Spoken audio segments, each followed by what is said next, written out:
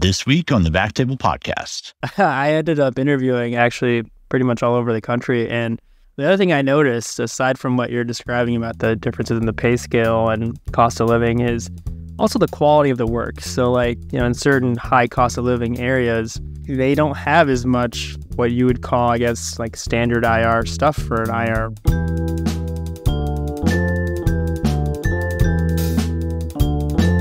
Hello, everyone, and welcome to the BackTable podcast, your source for all things interventional and endovascular. You can find all previous episodes of our podcast on iTunes, Spotify, and on BackTable.com. First, a brief message from our sponsor. This discussion is supported by Philips Image-Guided Therapy Devices Academy, a resource aimed at improving patient outcomes with awareness, education, and optimized solutions throughout diagnosis, treatment, and follow-up. Their goal is to support healthcare professionals through the clinical pathway, which takes their interest in Philips' best-in-class technology and translates it to applicable skills for appropriate clinical applications.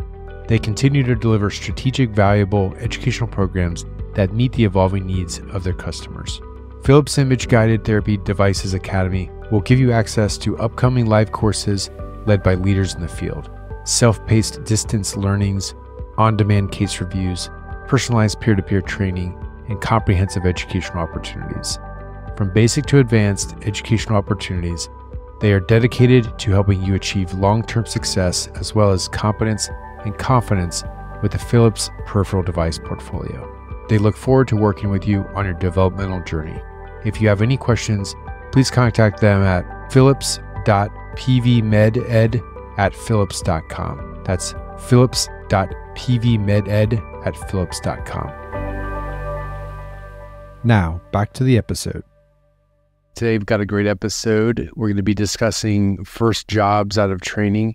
We've discussed jobs, especially first jobs, when they don't turn out so well. Previously on episode 110 with Michael Barazza going way back.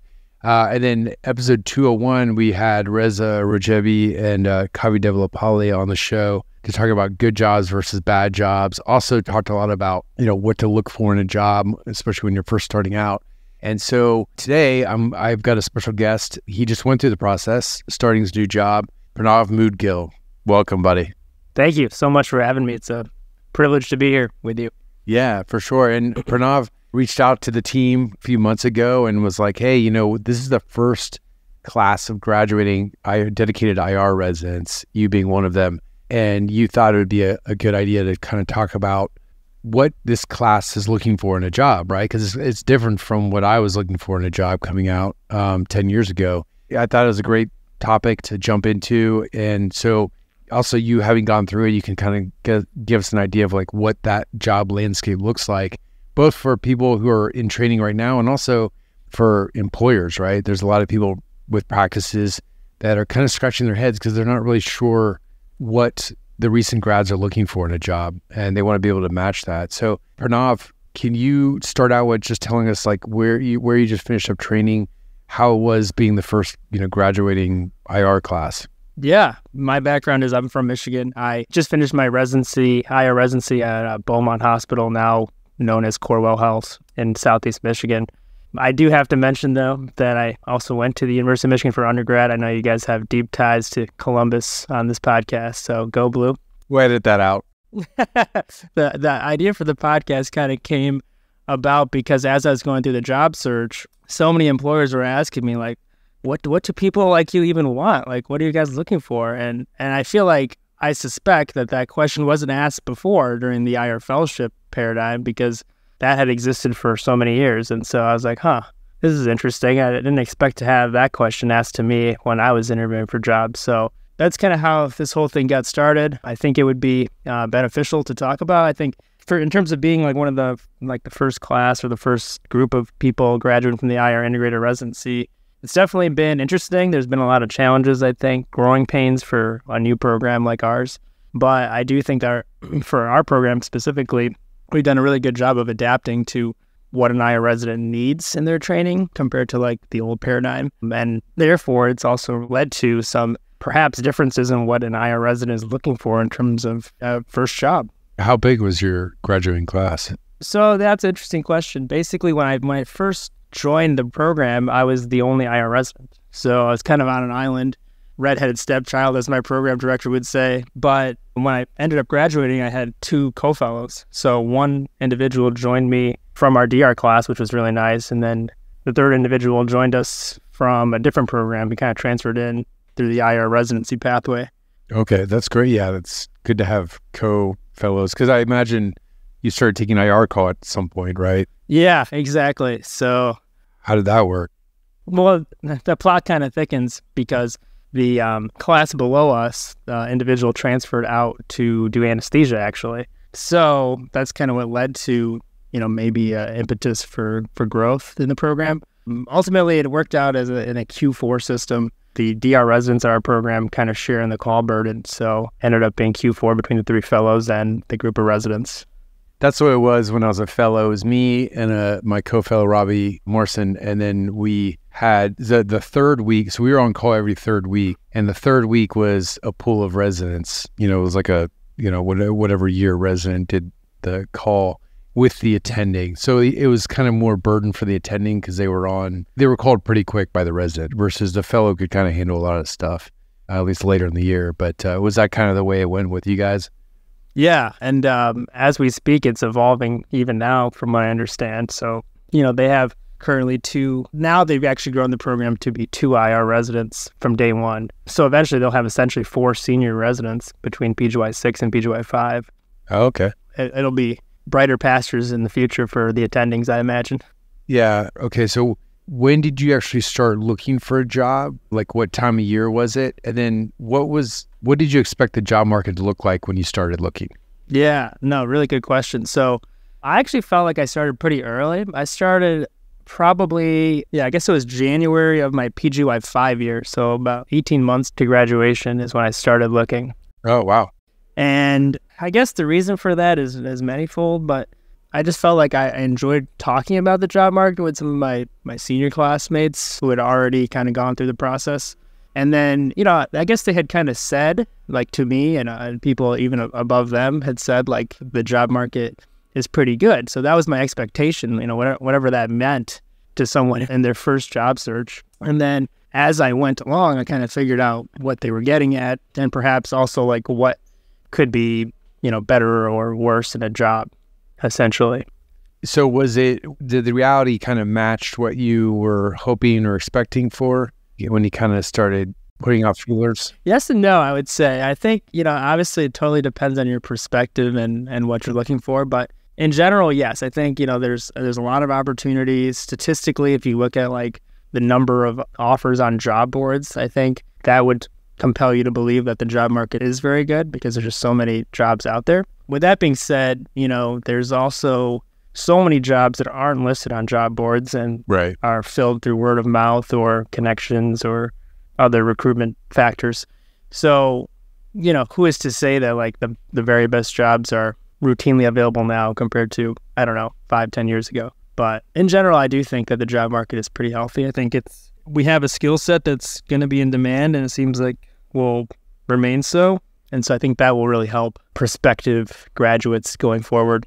Well, let's get more specific on that. So when you started looking, and it sounds like you discussed this a lot with your peers, whether they be older, younger, same age, or same year rather, what was it that you like specifically looking for? Was it 100% IR? Were you okay with doing a certain amount of DR?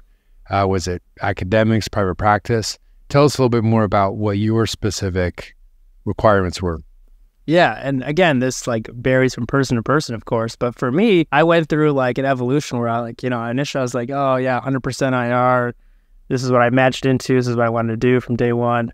And then you go through the DR years and you kind of like get an appreciation for what that is for sure. And also some of the benefits of that job for sure. But ultimately, as I went through the fellowship, I kind of realized that I wanted to do a mix of the two. So that's what ended up being my goal, was to do a mix for several reasons. One being that, so many older IRs that I talked about how they really valued having their DR skills late in their career for health reasons or what have you, call burden, things like that. So I didn't take that, I didn't just ignore that. That seems like a pretty big reason to keep your DR skills to me. Also, just thinking of it, I also thought of it in terms of like how much time I spent training. And no matter how you slice it, you end up spending more time, more years at least, doing DR rotations than IR. So in my kind of like schema, I guess, I was looking for jobs that were about a even mix, I guess, of IR and DR, more or less. Oh, okay. So like 50-50. Yeah. Maybe 60-40 IR. And the thing is, people talk about these like mixes, but like, how do you really calculate that? Because you can look at RVUs, you can look at time, you can look at number of rotations or hours, and it's pretty hard to even really figure out what that means, I think, as someone who's just going through the job search for the first time. Right. Yeah. People throw out numbers, ratios all the time, but it doesn't, you really don't know what it means until you get into that job. Exactly.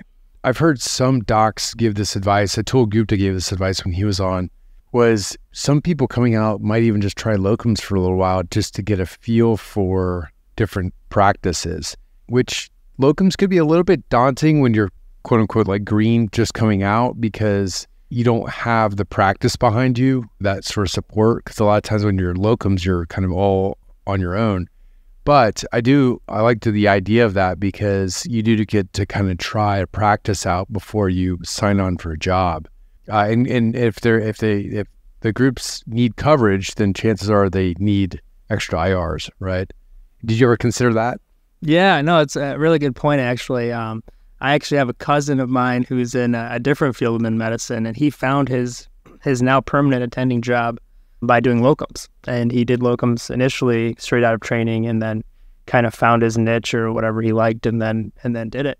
I thought about it for sure. I think you kind of have to be in the right time frame in your personal life, perhaps, to do that. Definitely not for everybody. So you have to have that personality. You have to be flexible, right? Because you have to like work in different environments constantly in your first couple years out, which, and this was a big thing that I thought about is, definitely early in your career, like you want to set good habits and really hone your fundamentals. So I wasn't sure if I could have done that ideally in like a locum setting. So that's kind of how I ruled that out personally. For sure, people have done it. I'm sure it's worked out well for them, but I just didn't see myself doing that initially. I could see where it'd be a little bit scary, especially, and also, like you said, it depends on your life situation. If it requires you to travel a lot, then, if you got a family or a wife and it might not be ideal. So going back to the sources to find actual available positions, we all get the ACR job boards, and there's some on SIR, there's various job boards out there. What did you find to be the best sources? Because I heard, these were academic attendings, but they'd always say, well, the best jobs are the ones that aren't listed. But that might just be, that sort of, academic perspective. But what did you think? I mean, word of mouth is obviously important as well. When you have somebody that can kind of like get you in, it's almost like when you're buying real estate, it's like the hip pocket, It's the hip pocket listing. It's like you want that before a bunch of other people learn about it, because you might be able to get it without a bunch of people interviewing. And I think the employer feels the same way. But I want to know, like, what you found the most, to be the best sources. Yeah, no, I think in terms of like just convenience, and like in terms of like, if you look back at like, for instance, the number of interviews I went on or the number of prospective jobs I talked to, the highest number was from the ACR job board for sure. SIR job board, also perhaps, although those kind of overlap quite a bit. So it's kind of hard to separate the two. But in terms of like, when I look at myself or my peers who ended up, like, where did they end up? They mostly ended up in jobs that they heard about through word of mouth or through recruitment dinners. So, that is one, unique aspect of being a trainee, perhaps, is that you are targeted, right, by prospective job hirers, and they know where the prospective people are, and they're in training programs, right? So they will send an email to your program coordinator and be like, hey, we want to have a recruitment dinner for your residents. And then next thing you know, you're sitting at like a steak dinner with 4 different attendings from XX private practice, and they're wining and dining you, and you have to think about if that's the job for you, kind of thing. So that's actually not quite to that extreme extent, but that's how I ended up finding the job that I ended up taking. Yeah, well, that's great. That's awesome that you got wined and dined. The market was so bad when I came out. and I was trying to find a job in Dallas so I could be with my wife, and I had to cold call all the groups in town, none of which were hiring. and finally, the group that took me in was like, we don't need anybody, but we could use an extra diagnostic person. So as long as you're willing to do a diagnostic call, you're, welcome. And so it was a little bit challenging. I had to kind of crawl my way into the onto the IR side of things. But, it just depends on the market you're in. I mean, it waxes and wanes, right? It goes up and down. And it sounds like you guys have a great market right now, which is phenomenal. I think it's a great place to be in, to have a lot of choices and so forth, because that's going to help you with your job satisfaction and stability and staying in the same place, right? And so we've talked about good jobs versus bad jobs on the show before, and several docs have talked about why they like their jobs, whether it be academic or private practice. And there's definitely common denominators when it comes to job satisfaction. But I want to hear from you. What were the top, say, 3 things that came to mind when you were thinking of the ideal IR job? It doesn't even exist. Right. Yeah, no, it's a good question for sure, and definitely something that trainees need to think about. And it's funny because I think initially when you're coming out, you're thinking about like, oh, I'm going to get this big payday. I'm going to get way more time off. I'll have better benefits, and maybe that's like the first 3 things that a trainee thinks about in their first job. And so you're trying to optimize those factors. But as I went through the process, I realized that eventually what I was looking for was a group that seemed very happy, seemed like they treated each other fairly. And, this has probably been talked about ad nauseum on your podcast, other sources as well. But there's always like a dicey relationship, right, between IR and DR within these kind of practice settings, private practice settings. And so you have to kind of, get a feel for that, reputation of the group. So those are probably the top 3 things I eventually realized were important. In terms of like, obviously pay scale, location, and time off, pretty much what I was told is like, if you can get 2 out of 3 in any job, you're in good shape. It's really hard to really get all 3 things out of your top 3. And if you do find that, then you're probably not going to change jobs for a long time, if ever. So does the ideal IR job exist? Again, it depends on the person. I'm sure it exists for each individual, but can every single person be in that exact situation? Probably not. So you have to make compromises at some point, and what you're willing to compromise on, you got to figure out pretty quickly too, I think. Yeah, I would agree with that. Location and pay tend to be not directly correlated, right? Because if you want to be in San Diego, you should know that either your money's not going to go as far, and you're probably not going to get paid as much. Same thing with LA. A good friend of mine at a residency, she ended up in LA area, and her salary was like half of mine in Dallas. And it's ironic, right? Because like the cost of living's higher in LA. Yeah. And so, it's weird. Those groups know that people want to live there. Yep. And so they can get away with that. Whereas if you're in North Dakota, well, you better pay 3x what Dallas pays, because it's going to be hard to recruit there. And so that's the huge difference. I mean, that's the whole thing, is what my friend in LA was making could probably make 10x that in North Dakota, right? That's the degree of difference. It's like practicing the UK. It's crazy. I ended up interviewing actually pretty much all over the country, and the other thing I noticed, aside from what you're describing about the differences in the pay scale and cost of living, is also the quality of the work. So like, in certain high cost of living areas, they don't have as much what you would call, I guess, like standard IR stuff for an IR graduating resident. So you're kind of stuck doing more basic things, and you're kind of used to doing like tips and Y90 and, BRTOs or what have you. So that's kind of like something you got to kind of, I guess, accept if you're going to take a job like that. And definitely, a lot of people do, because so much of our population is in big city centers that are high cost of living. So you just have to know that about the situation. Also, one thing I noticed about some of those jobs is they don't have as much support systems. Like, you might be on an island somewhere. You might be not having as many, like, I'd say PAs or NPs helping you out, or you might have like more of an assortment, or like, I guess, a group of techs and nurses by committee, so to speak, less regularity. So those are like kind of subtleties that exist in some of those kinds of jobs that maybe you wouldn't think about at first, but once you really delve delve a little deeper into them, you kind of get that sense. Yeah, exactly. I mean, for sure. What was was location one of the top things for you? Because for me, location was definitely above pay, because I knew that pay was going to be pretty good no matter what.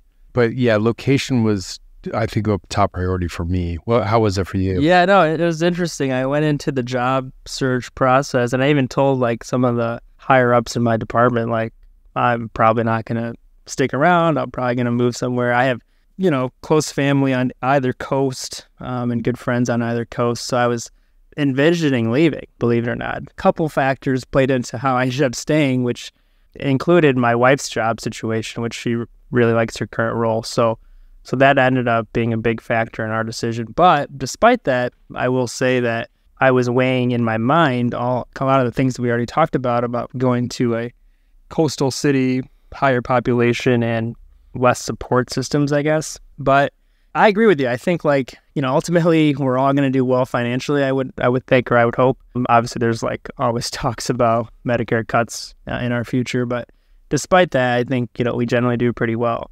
So then, you can think about location as a major factor for you. You just have to accept that, you might be taxed more in a big city. You probably will be.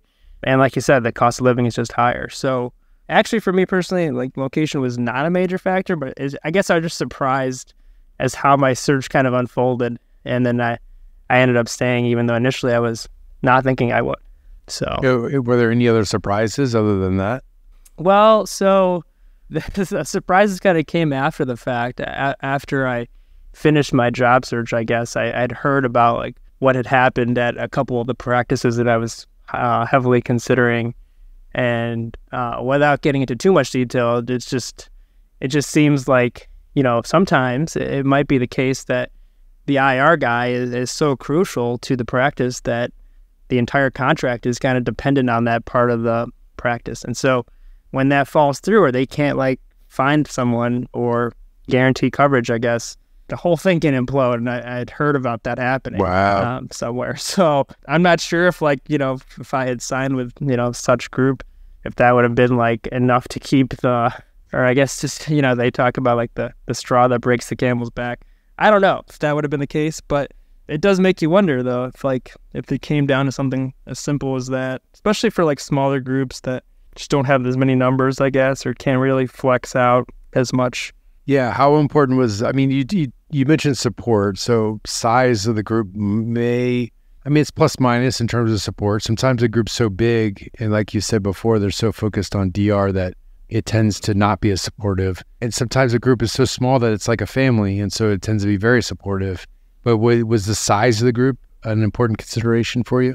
Yeah, I think, and I do want to delve into this a little bit more in terms of the different types of jobs out there. But when I think about support, I also think about the people that are not employed by the practice, but play into your daily function, right? Like I talked about the techs and nurses, for example. And also some groups don't employ their PAs or NPs. But in terms of the size of the group, in terms of number of radiologists, let's say, it was definitely a factor in the sense that I was thinking about how stable is this group going to be going forward? Because if it just seems like the smaller groups are more either tempted or either the target of private equity coming in and kind of swooping in. I don't know about you, but it just seems like at the trainee level right now, there is quite a bit of, how do I say this, a negative connotation for with private equity groups and private equity jobs, which may be unfair. Actually, I kind of fell into that initially, and I kind of ruled out pretty much all private equity jobs for me personally. But now that I think about it, I think, there's definitely a time and a place for them. I think that they could be attractive roles for certain individuals, especially in big cities where they're kind of saturated with private equity groups. And if you really need to be in that city, and that's what you can make it work, I think. I think you just have to accept, and anything, the compromises I talked about before. So I think size of group in terms of the number of radiologists, you have to think about also the number of IRs within the group. Because you can have a big group that's 98% DR, and there's only one other IR person. Well, then the size of the group really doesn't matter in terms of your functioning as an IR. The whole private equity conversation is for another podcast, and we've discussed that a few times. But one thing that's an upside about it is you're basically an employee. You get paid a salary, so it's the same payment in your checking account every month, and usually there's productivity bonuses and whatnot, and you're not locked into a partnership. So it's there's no buy-in. A lot of times you're an employee, you get paid a good amount, and you don't have to go to partner meetings. You don't have to do all this other extra stuff that comes with being a partner. You don't have to worry about how the group's doing, the business of the group. You get to just focus on clinical work. Now, that being said, some of the private equity groups do enforce pretty strict non-competes, those sorts of things. So there's pros and cons to it, right? I could see both sides as well. I think it's not good healthcare when all groups are owned by private equity, right? I think we could agree on that. It's nice to have a diverse landscape of job opportunities out there, I think. Yeah, no, and definitely I think a lot of, trainees kind of come out of it as in that kind of like worker bee mold because you've never owned anything. You've only ever been a resident. And so the partnership thing is pretty foreign to you. So I could definitely see like how it could be a good fit for someone. Yeah, I mean, the partnership thing, there's all different tracks and some are very convoluted. Some of these buy-ins are very expensive.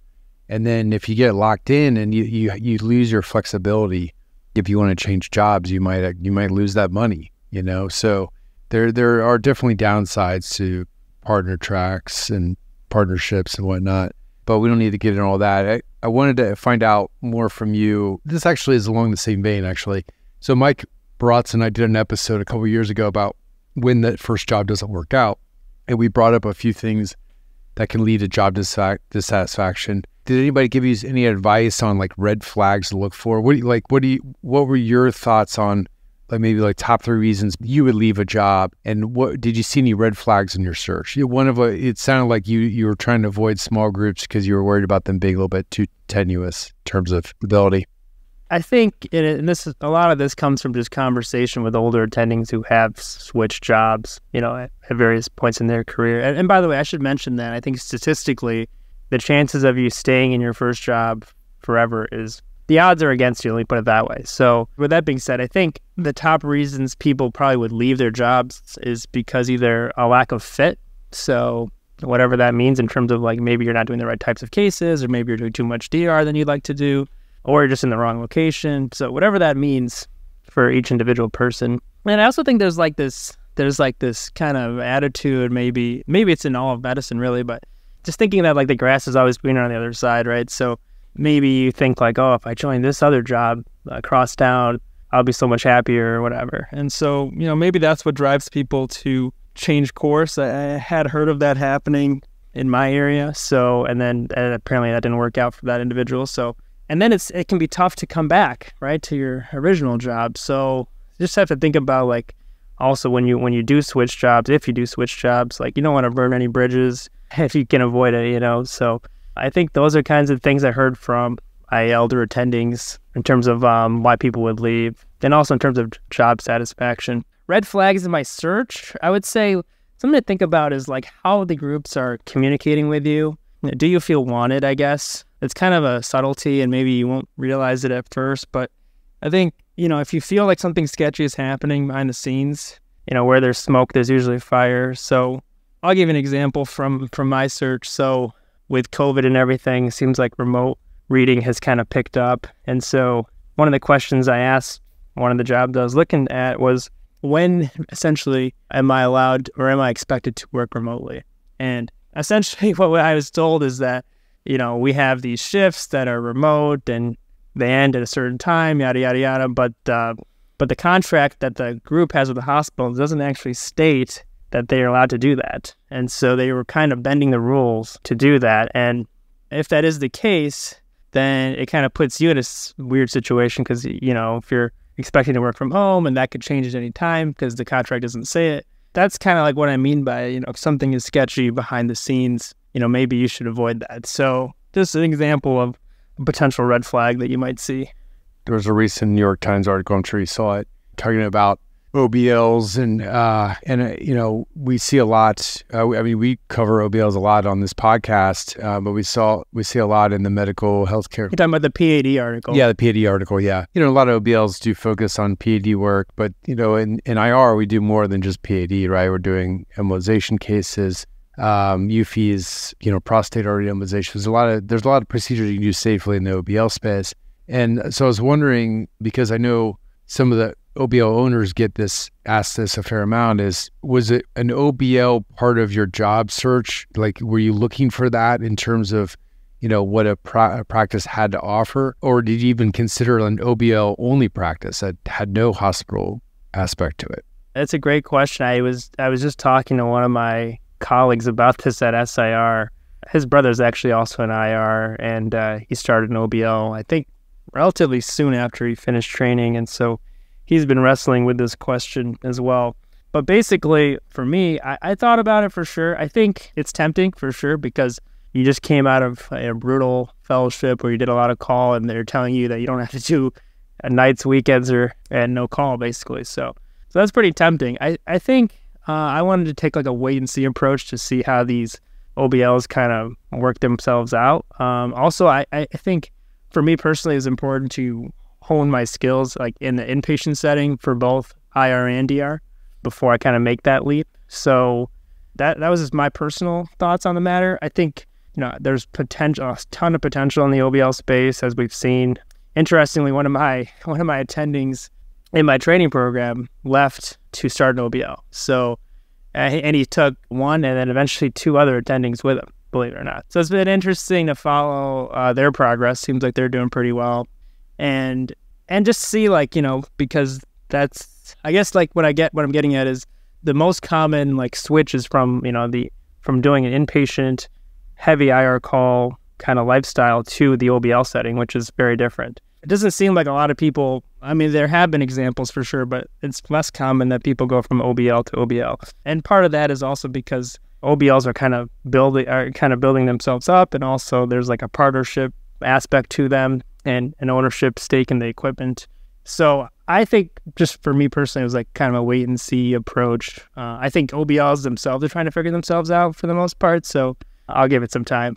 Yeah, I mean, there's still fluctuations in reimbursement, and you know, I've talked to a number of OBL owners that are hiring people about this. Is like, at what point is a young attending ready for the OBL space? Because I think everybody wants a fresh grad to have a few years in the hospital to kind of get, you know, those bad cases out of the way, you know, because your training definitely continues in your first few years. I just admittedly myself, I learned so much in my first few years as an attending, more so than fellowship, because you're on your own and you do suffer, unfortunately, complications, and it's just knowing how to kind of deal with those without somebody looking over your shoulder is a key part of that.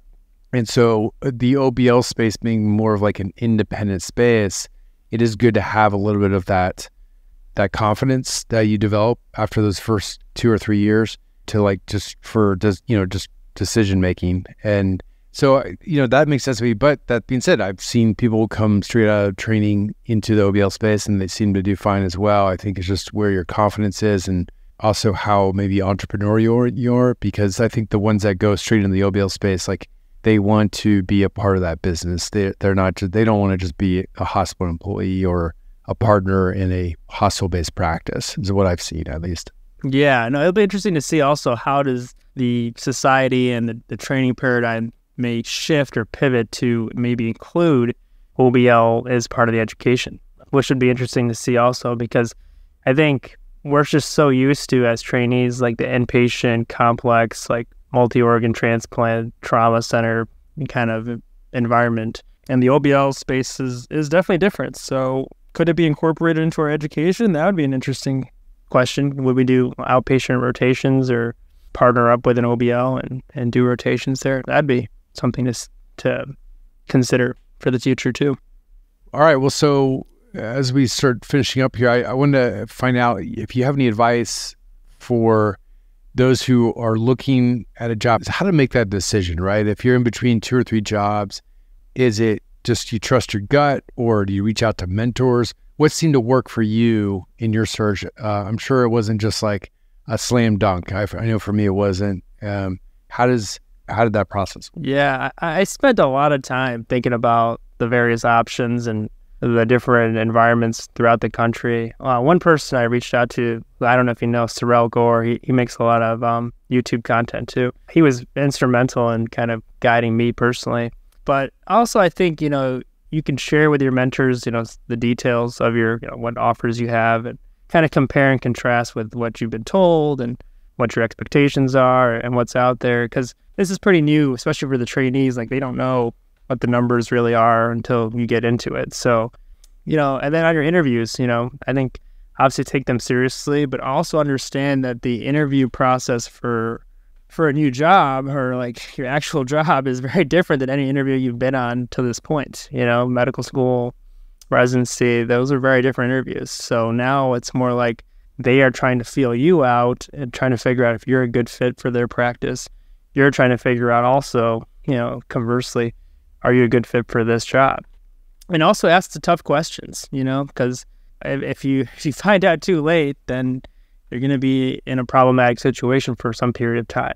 So you want to know whatever it is you want to know, you need to ask, because this is your chance, essentially. Yeah, we did a recent episode on the ENT show, actually, where it was a practice administrators for like one of the biggest ENT practices in the country. And he was actually giving advice for people who interview at jobs to ask for the financials. Like, hey, ask to look under the hood. You should be allowed to do that, because how are you going to know, right? How are you going to know if they're financially sound? Like, you're investing your time and energy and sometimes even money into this practice. You need to really do due diligence, and that doesn't just include like culture fit and are they doing the right cases.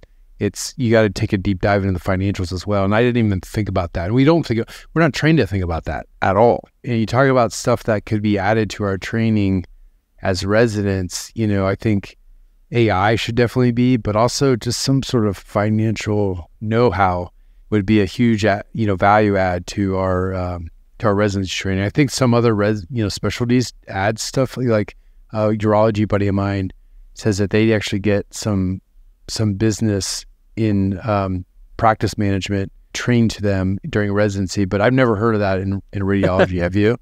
No, but somehow it doesn't surprise me that urology has that in their training. I think it's important to think about like this whole process, especially for the people who haven't been through it, as it's essentially like a black box. So you have to understand your priorities. Also important to take everything with a grain of salt.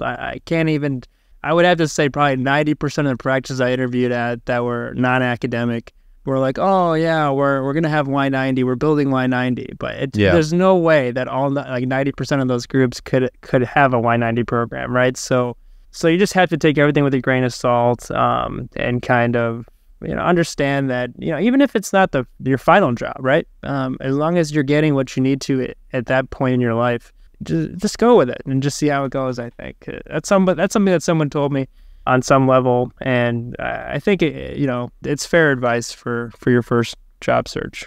And they should be willing to answer questions, or at least give some sort of valid answer why they can't answer that question, because that to me I think is a red flag when people just aren't answering questions. Transparency is key, and that was kind of what I was alluding to with the guy in the ENT practice. But the other thing is negotiations, and this is for a whole nother podcast discussion, but just a quick note on negotiating.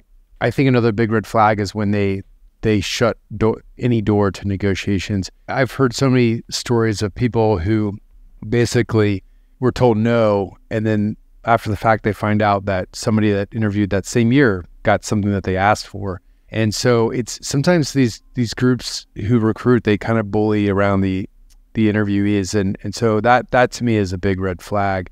Is they should be willing to negotiate. I mean, you can't get everything under the sun, but there should be a conversation to get what's important to you, right? Yeah, no, for sure. I think exactly. You have to know what's important to you first before you even come to the negotiating table, and then really be clear about what you're asking for. Because I think if you're just kind of vague or you beat around the bush, you just end up wasting time for both parties. So that's kind of key. If the job is like, known to be very good and you know the people or someone has referred you to it and you're not getting the right negotiations, I guess as long as they're being fair about it, like you mentioned that, you find out later that someone else got a better deal.